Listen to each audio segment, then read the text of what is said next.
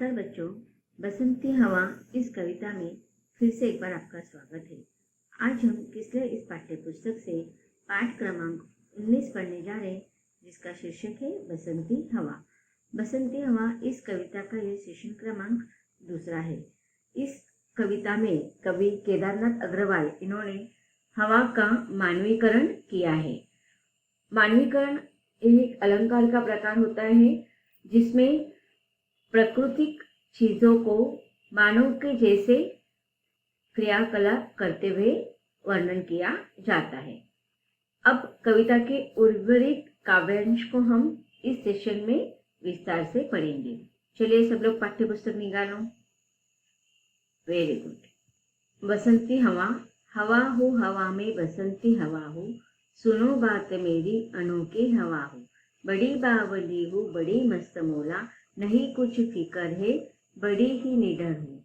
जिधर चाहती हूँ उधर घूमती हूँ, हवा हो हवा में बसंती हवा। मुसाफिर अजब हो न घर बार मेरा, न उद्देश्य मेरा, न इच्छा किसी की न आशा किसी की, न प्रेमी न दुश्मन। जिधर चाहती हूँ उधर घूमती हूँ, हवा हो हवा में बसंती हवा हो। जहाँ से चली मैं जहाँ को गई मैं, शहर गांव बस्ती नदी रेत निर्जन, हरे खेत पोखर, झूलती चलती में झूमती चलती चली में, हवा हो हवा में बसंती हवा। कविता के इस काव्यांश को हमने इसके पहले सेशन में पढ़ा। अब यहाँ पर कवि ने एक नटखट बालिका के समान हवा का मानवीकरण किया है। जिस प्रकार से छोटे बच्चे जो होते हैं वो मस्त मौला जैसे अपने मन के मर्जी जैसे स्वतंत्र आजादी के समान खेलते रहते हैं, यहाँ से वहाँ घूमते रहते हैं, सेम वैसा ही मानवीकरण हवा के साथ किया है। हवा भी अपने आप को बावली, अनोखी, मस्त मौला मानते हुए वो कहीं पर जाते समय डरती नहीं है, उसे किसी भी चीज की फिक्र नहीं है, चिंता नहीं है।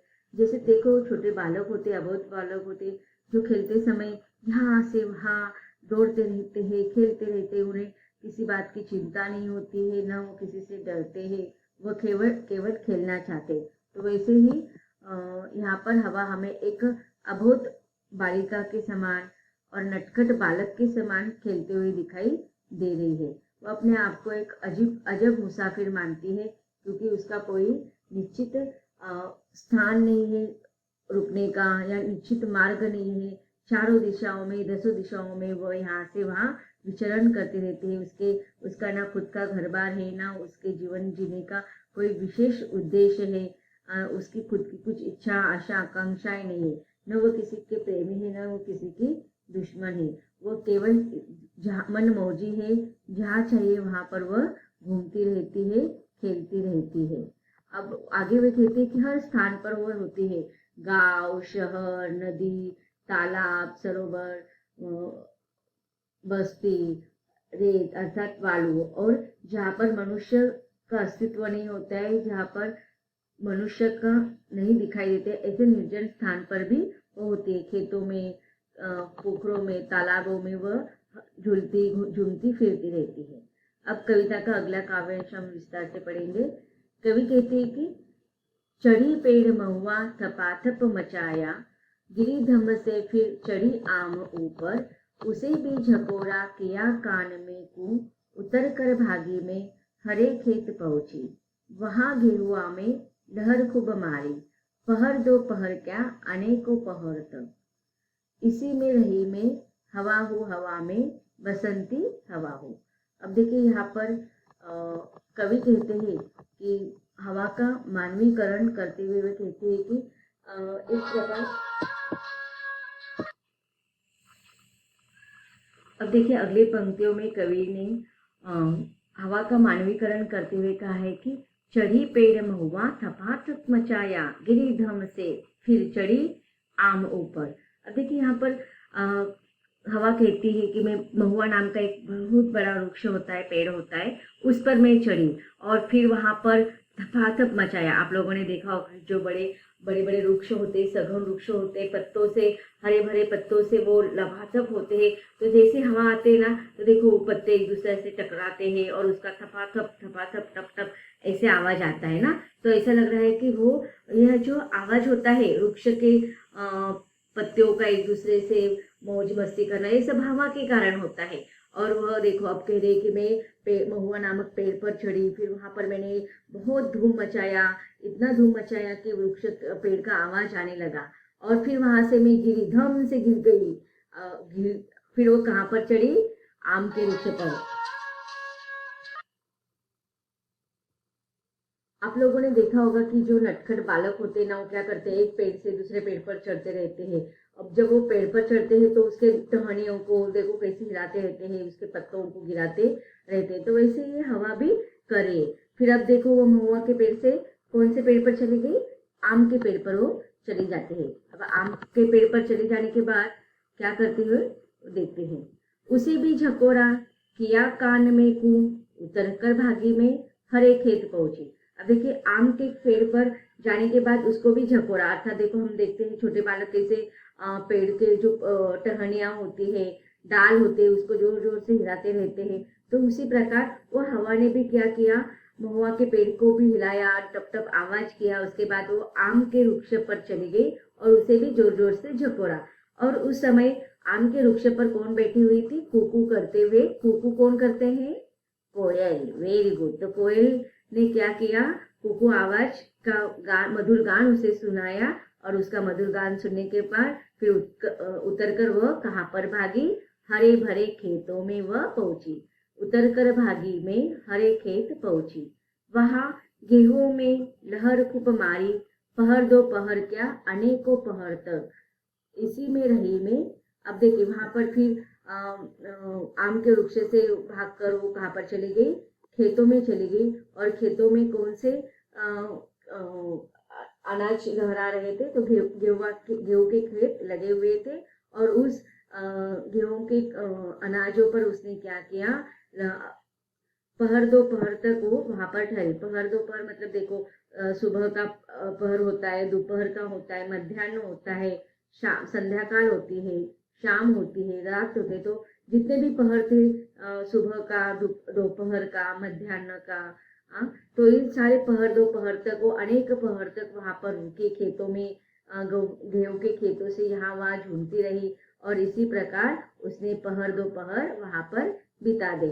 हवा हो हवा में बसंती हवा हो, खड़ी देख अलसी लिए शीश कलसी, मुझे खूब सूझी हिलाया पिलाया, गिरी न पर कलसी, इसी को इसी हार को पा, हिलाई ना सरसों झुलाई ना सरसों, हवा हो हवा में बसंती हवा। अब देखिए गेहूं के खेत में से फिर वो आगे गई तो वहां पर अलसी के खेत थे, जो तेल युक्त होते हैं, तेल से युक्त जो अनाज होते हैं उसे अलसी कहा जाता है। तो अलसी के खेतों में गई, और अलसी के खेतों पर जो कलसी, कलसी का अर्थ होता है कि गगरिया, घड़ा।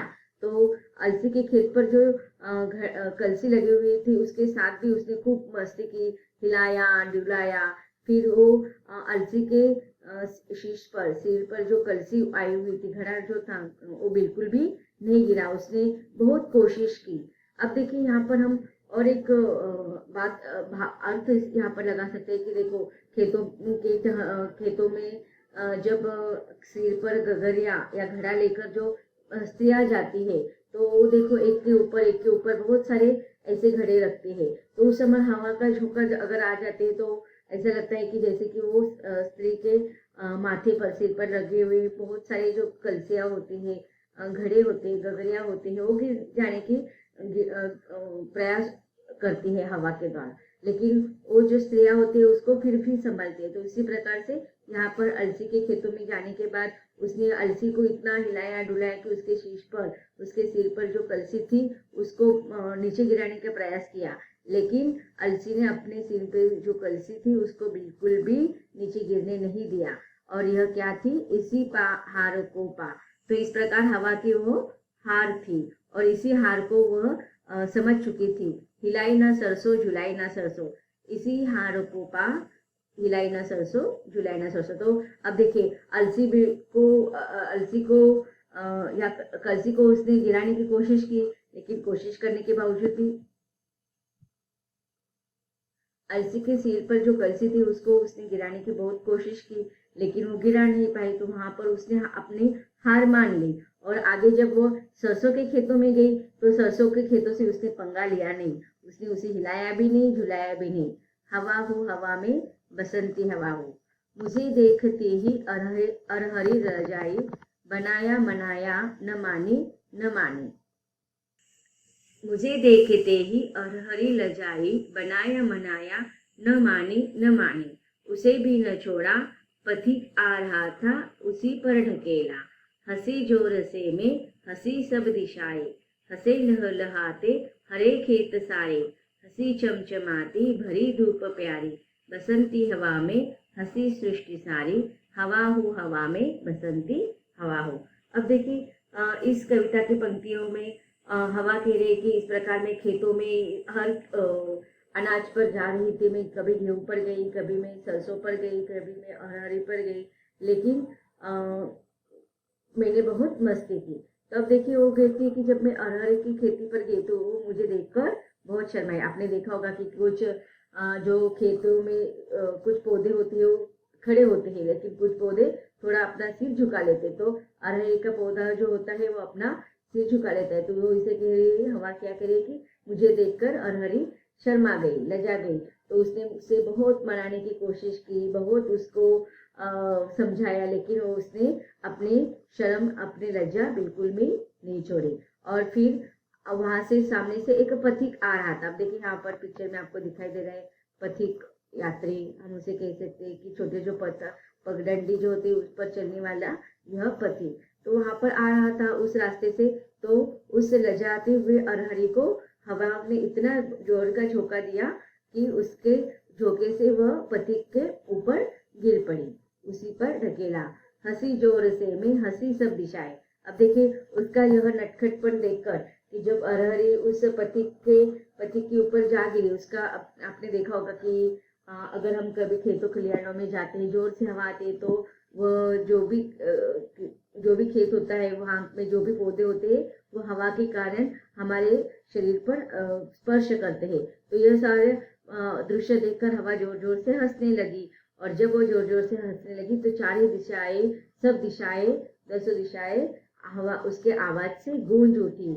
और उसके आवाज से गूंजने से सारे खेतों में वह हवा हंसी पौधों के माध्यम से, अनाज के माध्यम से लहलहाने लगी। हंसी चमचमाती भरी धूप प्यारी, बसंती हवा हंसी सृष्टि सारी। हवा हो हवा में बसंती हवा। तो हंसे लहलहाते हरे खेत सारे, हंसी चमचमाती भरी धूप सारी। तो ऐसे इस प्रकार से हरे भरे खेतों को लहलहाते हुए हंसते हुए देखकर हंसी चमचमाती धूप प्यारी। तो धूप भी उसके हंसी में, प्रकृति भी उसके हंसी में शामिल हो गई, और उस प्रकार से सारे खेतों में हवा के माध्यम से संदेश, यहाँ पर हवा हमें दे रही है कि संदेश वाहक बनकर वह सारी सृष्टि में छा गई। इस प्रकार बसंती हवा में हंसी सृष्टि सारी। हवा हो हवा में बसंती हवा, सारी प्रकृति पर उसका असर छा गया है। तो बच्चों इस प्रकार बसंती हवा इस कविता में हमें एक अलग उद्देश्य से यह कविता आपके पाठ्य पुस्तक में रखी गई है कि आज हम देखते हैं कि वायु प्रदूषण यह बहुत ही बड़ी समस्या हो चुकी है। इसके पीछे जो भी कारण है उसको ढूंढकर हमें कम से कम वायु प्रदूषित हो इसके प्रति हमें सजग होना चाहिए। अधिक से अधिक वृक्षों को हमें लगाना चाहिए। मनुष्य ने अपने स्वार्थ के लिए वृक्षों की कटाई कर दी, लेकिन वृक्ष की कमतरता की वजह से हवा प्रदूषित होने लगी। कारखानों के द्वारा जो धूल होता है वह हवा में मिक्स हो जाती है, उससे भी हवा प्रदूषित हो जाती है। तो हमें उस पर कुछ ना कुछ उपाय योजना जरूर करना चाहिए, क्योंकि शुद्ध हवा ही मनुष्य सारे सजीवों को जीवन के लिए योग्य हो सकती है। यह कविता यहीं पर समाप्त होती है। धन्यवाद।